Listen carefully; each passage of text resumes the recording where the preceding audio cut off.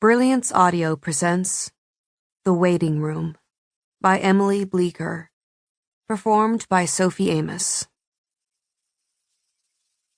Nick, the baby is crying again. Veronica half turned over in her bed and slapped to the left, trying to wake her husband. Nick, she called again, this time a little louder. The room was dark and colder than usual for November in North Carolina. Half awake, she sat up and checked the alarm clock on her side of the bed, her e-book reader falling to the floor with a thump. 12:23 a.m. Her eyes burned, and the invisible arms of sleep pulled her back toward the bed. She patted his spot just in case her eyes deceived her. The bed was cold and empty. Where the hell was he? Veronica closed her eyes tightly and then opened them again. 1, 2 times, trying to clear the cloud of sleepiness, feeling as if she were on sleeping pills.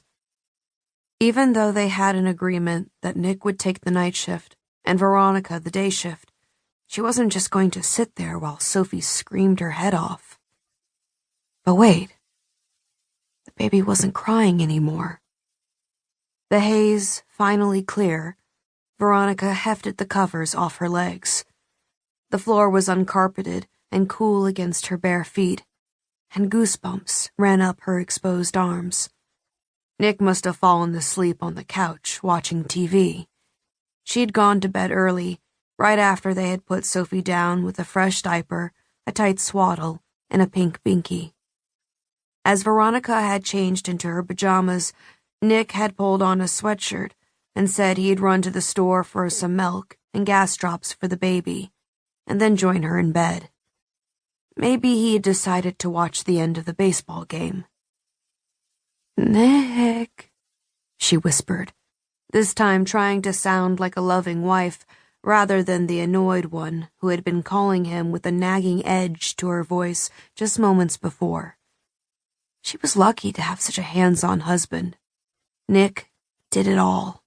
Nighttime diaper changes, runs to the store for supplies, endless rocking when Sophie couldn't calm herself. She and Sophie were two lucky ladies, and Veronica knew it. Babe, you okay? I was getting worried. Veronica padded silently down the hall, wrapping her arms around her midsection to retain some heat. She passed the open door to her art studio and the nearly closed door to the hall bathroom. Sophie's door was open. Veronica peeked in. The rocking chair where Nick usually comforted baby Sophie or fed her a bottle of expressed milk was empty. Shuffling her feet so she didn't wake the baby, Veronica crept up to the edge of the white crib and peered inside, hoping to get a glimpse of the sleeping infant. She was so beautiful when she slept. Cupid's bow lips, delicate eyelashes against her cheeks, the light dusting of blonde hair always slightly out of place on the top of her head, as if she had had a hard day at the office. The child was perfect, absolutely perfect. But tonight, Veronica didn't get to bask in the beauty of the tiny human she and Nick had created together, because the crib was empty.